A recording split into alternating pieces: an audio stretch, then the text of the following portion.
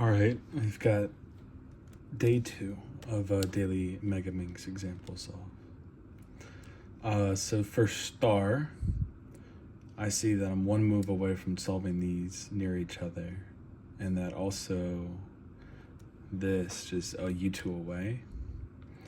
As well, I have these two that are very close to each other behind. So how I would do this is doing a U2, L2, then a D move with my thumb, and then probably a ring finger flick right there to put those into place. And then I would solve that part, rotate up, bring both of these pieces over here, and just do a regular insert.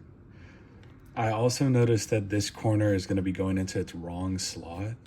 So I would do a U prime just to make sure that it doesn't get stuck there. Now, the first thing I see is this pair right here.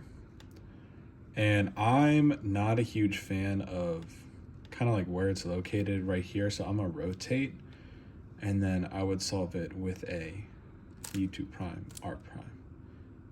And then I would put it into its slot with another rotation.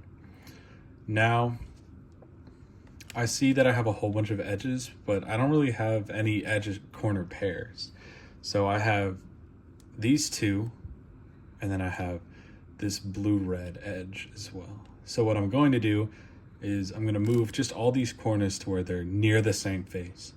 Now, I know from process of elimination that this corner or this edge right here is one of my edges that I need solved. So I can, and it's a blue yellow.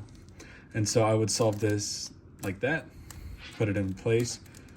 I noticed that this is also going to be one of my pieces. So I'm going to solve that. And now I have these two slots that need to be done. This and this go together, but I noticed this first just because of the angle I'm looking at it. So I would solve this pair with a U2 R prime. And then I'm going to insert. And then before I do my F prime move, or before I do my F prime move, I'm going to do a R2 prime so that this is an easier solution. I have this free pair right here, which I'm going to go ahead and insert. And then I'm going to insert this as well, which is the typical insert. I noticed this pair, so I'm going to solve that and then do this as well. And now I notice this corner, so I can just do a lefty solution, which isn't very ergonomic, but it works. Now I saw this, and I see this as well, these two. They don't go together, but they're for their own parts. So when I rotate, I'm gonna keep those in mind. Do my U2 prime, R2. And because I noticed that, I know that this edge piece right here is going to be my edge piece that pairs up with this. So gonna pair and insert, and then this is a very easy 2-gen out just to insert those.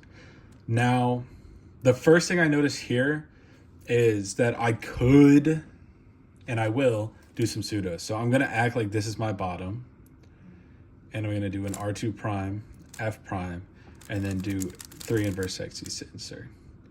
And then I have this pair, which easy enough to solve and put in.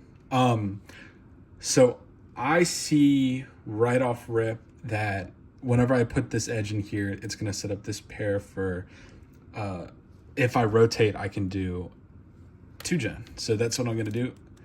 Insert, rotate, 2-gen solution. And I'm tracking these two pieces while I'm doing the solution. So I'll do my R2. I notice this corner now.